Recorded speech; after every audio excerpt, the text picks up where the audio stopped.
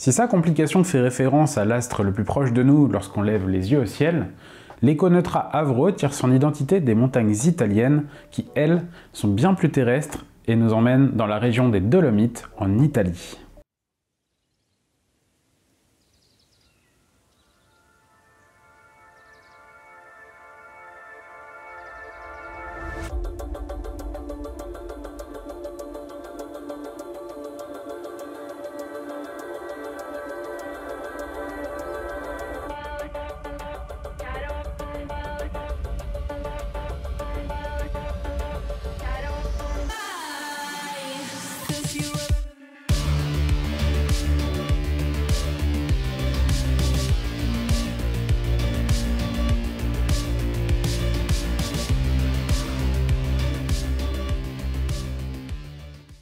Salut, c'est Maxime, j'espère que vous allez bien. On se retrouve aujourd'hui dans une nouvelle vidéo pour parler d'une marque italienne peu connue, récente aussi, et que vous avez peut-être pu voir ces derniers jours sur la chaîne de Joao, Montrez-moi. D'ailleurs, je mets un lien vers sa vidéo juste au-dessus.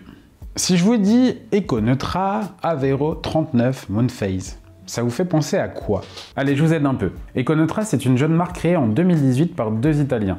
Je vais essayer de ne pas me tromper sur l'accent pour la prononciation. Concentration... D'un côté, Nicola Callegaro, j'en fais peut-être un peu trop. D'un côté, on a Nicola Callegaro, designer, et de l'autre côté, Cristiano Caglia, ingénieur en aéronautique. Bon, a priori, il n'y a pas vraiment de rapport avec l'horlogerie.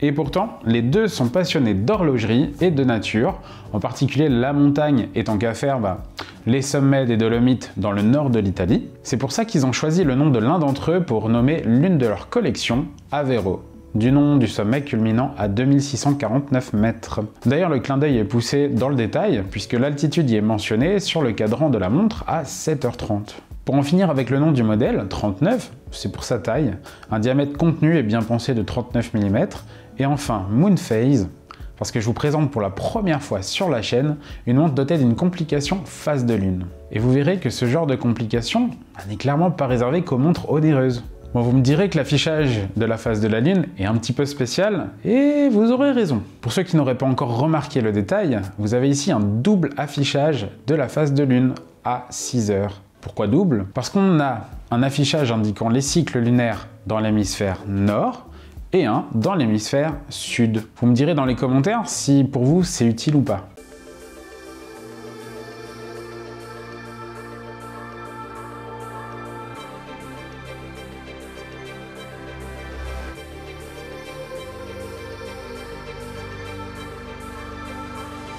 En tout cas, je remercie Charles pour le prêt de sa montre durant la réalisation de ce test. Et d'ailleurs aussi un grand merci à vous, mes abonnés, de me faire confiance et de me laisser découvrir, apprécier et parler de vos montres sur ma chaîne. Donc merci. Et au cas où vous ne seriez pas encore abonné, n'attendez pas. Allez, prenez 10 secondes, 5 secondes pour le faire maintenant. Et puis, tant qu'à faire, mettez aussi un pouce sur cette vidéo. Vous savez, le pouce là qui va vers le haut.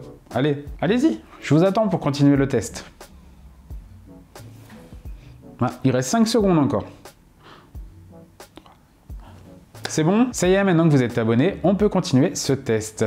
Allez, je vous propose de prendre un petit peu de hauteur maintenant pour découvrir la montre, histoire de se rapprocher aussi de la Lune. La première chose que je me suis dit en la voyant, c'est qu'elle laissait apparaître une sensation de robustesse, vraiment une qualité de fabrication évidente. Et en général, moi personnellement, quand je pense aux montres avec une complication de phase de Lune, j'imagine plutôt des montres habillées, pas vraiment taillées pour l'aventure. Vous aussi, non? Et là, on casse littéralement les codes. Boîtier en acier 316L, robuste, comme j'ai déjà dit, 39 mm de diamètre, une épaisseur de 13,5 mm, donc loin d'une montre fine et habillée, et un corne à corne de 46 mm. Pour l'entrecorne, classique 20 mm, donc pas de souci pour les bracelets, vous serez tranquille. Ça vous va pour les chiffres ou... Bon allez, encore un petit peu, tant qu'on y est. Et puis comme ça, vous verrez que cette montre, on peut s'en servir vraiment au quotidien. Déjà, il faut savoir qu'elle est résistante à l'eau, 10 bars, donc 100 mètres pour l'étanchéité. Et ça aussi, c'est pas anodin parce que la couronne, elle est vissée. Plutôt intéressant, notamment si on souhaite se baigner avec, par exemple. Là, il n'y a pas de risque de projection d'eau. Une couronne vissée, c'est le top. Puis pour parler davantage de cette couronne, elle est plutôt sympa, puisqu'elle est gravée aussi avec le mont Avro dessus. En plus, elle est facilement maniable, car elle est déjà de bonne bonne taille, mais il y a aussi un grip, on le voit d'ailleurs sur les images, mais un grip qui permet vraiment une manipulation optimale. Et ça, c'est vraiment cool. Pour la finition du boîtier, vraiment très respectable. On a en grande partie un boîtier qui va être brossé horizontalement, mais il y a quelques petites touches, quelques zones en fait qui sont polies, notamment au niveau de la lunette, et puis des anglages de cornes qui sont également polis, hein. Vraiment du plus bel effet. Moi en tout cas j'adore ce genre de petits détails, surtout pour une montre qui sera utilisée au quotidien. Si c'est uniquement du polymiroir partout, vous allez vite pleurer parce qu'il y aura des rayures, des micro-rayures rapidement dessus. Là, je trouve que du fait d'avoir une montre, un boîtier de montre qui soit brossé, c'est quand même un peu plus sympa, on va dire, pour l'aspect esthétique de la montre, sur la longévité aussi. Bon, puis rassurez-vous, hein, la première rayure, c'est celle qui fait le plus mal, on va dire. Mais après, ça fait partie de la vie des montres. Hein. Donc, une montre sans rayure, pour moi, c'est une montre qui passe sa vie rangée dans un coffre, dans sa boîte. C'est pas une montre qui vit, qui va vivre, en fait. Donc, c'est un petit peu dommage. Faut oser. Après, c'est pas la peine de faire le bourrin non plus avec. Hein. Je suis d'accord avec vous. Une petite particularité, Econotra a fait le choix de pas doter la montre d'un fond de boîte transparent. C'est à mon sens pas sans intérêt non plus, parce que moi, j'ai adoré, en fait, découvrir ce fond gravé et qui fait sens au caractère et à l'origine de cette Avero 39 Moonphase. Je vais pas parler des habituelles informations qu'on voit généralement gravées au dos des montres, hein, mais par contre, je tiens à souligner la superbe gravure du mont Avro, d'ailleurs semblable aussi à celle qu'on peut trouver sur la couronne, donc ça fait vraiment un super rappel. Et bon, en fait, c'est même plus qu'une simple gravure, hein. Le fond est comme sablé, et puis en relief poli, hein, donc qui ressort vraiment bien, on a les traits en fait qui représentent le mont Avro. C'est vraiment un super détail en fait que seul le porteur de la montre peut avoir connaissance en fait. Bon, sous ce fond plein, qu'est-ce qu'on va trouver? Un calibre suisse automatique, c'est le Sellita SW200-1. Attention, finition élaborée. Donc on n'est pas non plus dans l'entrée de gamme, on va dire, de ce genre de mouvement. Il faut savoir aussi que c'est un clone de l'ETA 2824-2. Donc autant dire, hein, c'est celui qu'on nomme le tracteur, hein, dans le jargon. Donc là c'est pareil en fait avec ce Sellita, il est vraiment fiable, hein, et il est aussi doté d'un disque dateur. On a une réserve de marche très classique de 41 heures. 28 800 alternances par heure, stop seconde, remontage manuel possible. Hein. C'est ici un calibre utilisé en fait par un grand nombre de marques et dont la réputation n'est plus à faire. Bon, en résumé, on a quoi? On a une montre faite pour être portée tous les jours, designée en Italie et Swiss made avec une complication face de lune. Et tout ça pour un prix inférieur à 1000 €. Ah, parce qu'on peut acquérir en fait cette Econotra Avro 39 Moonphase, c'est un peu long à dire, à partir de 790 €. Alors, sur bracelet textile. Après, ce qui est bien aussi, c'est que cette montre, cette version est proposée avec plusieurs types de bracelets. Bon, personnellement, moi, c'est une version, un modèle que je préfère avec son bracelet acier, qui lui sera disponible avec la configuration donc montre et bracelet acier au prix de 860 €. Mais au final, pour une montre Swiss made de cette qualité, avec cette complication, franchement 860 €, ça me semble plutôt raisonnable. Je sais pas ce que vous en pensez, mais je trouve que c'est pas déconnant.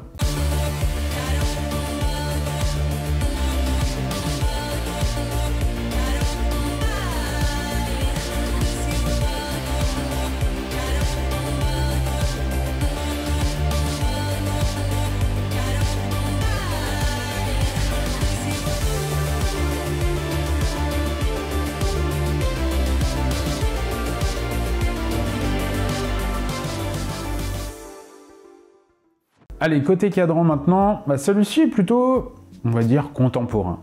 C'est ce qui m'a le moins convaincu en fait. Je trouve qu'il manque quelque chose. Un petit truc en fait qui va donner du peps au cadran, alors que dans sa version bleue, moi j'adore la version bleue, franchement. Alors que dans sa version bleue, que j'adore, je ressens pas ce manque en fait. Alors attention, hein, j'ai pas dit que c'était moche, loin de là, mais je pense qu'on attend aussi des youtubeurs en fait qui disent ce qu'ils pensent des modèles qu'ils testent. Et là, clairement, c'est la montre en fait qui m'a, on va dire, le moins emballé de toutes celles que j'ai testées sur la chaîne. Mais comme dit, ça ne tient qu'au cadran.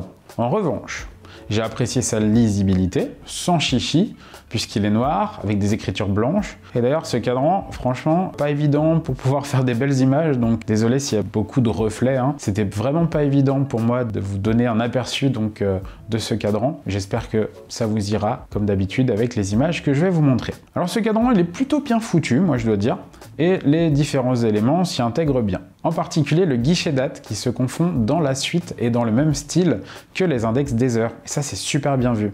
Alors que des fois, on a un guichet date qui est comme posé au milieu de nulle part, j'exagère, au milieu de nulle part hein, sur le cadran. On se demande presque ce qu'il fait là.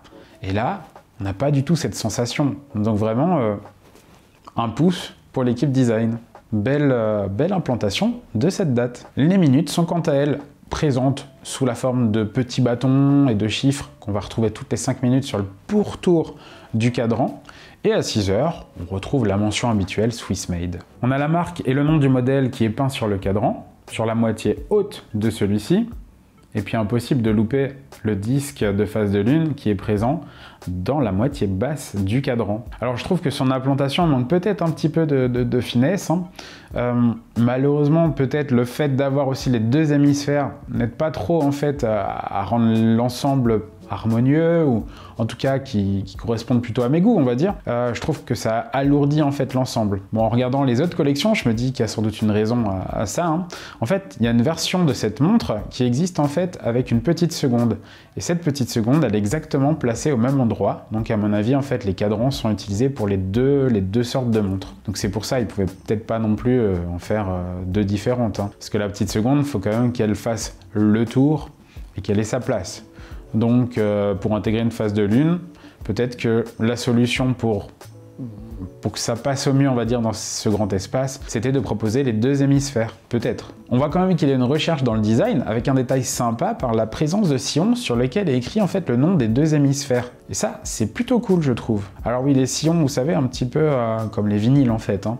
Mais on voit souvent ça sous les sous-compteurs des chronos, hein. Ça arrive que ce soit travaillé de cette manière-là, avec des sillons. Et ça, moi, je trouve que c'est vraiment le petit détail qui est toujours sympathique à voir. Et c'est le disque qui est dessous, qui tournera pour marquer les phases de lune. Les motifs lunaires sont plutôt simples et sans relief. Et à propos de relief, hein, dans son ensemble, on pourrait penser que la montre en manque peut-être, en tout cas c'est ce que je pensais au début, mais après réflexion, je me dis que davantage de relief alourdirait son cadran, puisqu'on a quand même le guichet date hein, et la partie phase de lune qui sont, on va dire, en sandwich, hein, mais il y a aussi la présence des 4 index proéminents à 3, 6, 9 et 12 heures qui complètent pas mal l'ensemble. Ceux-ci sont parfaitement lisibles dans le noir, puisqu'ils sont recouverts de Superluminova bleu, très agréable à l'œil également. Ce qui me permet de faire le lien avec les aiguilles. Et vous avez vu un petit peu cette super transition.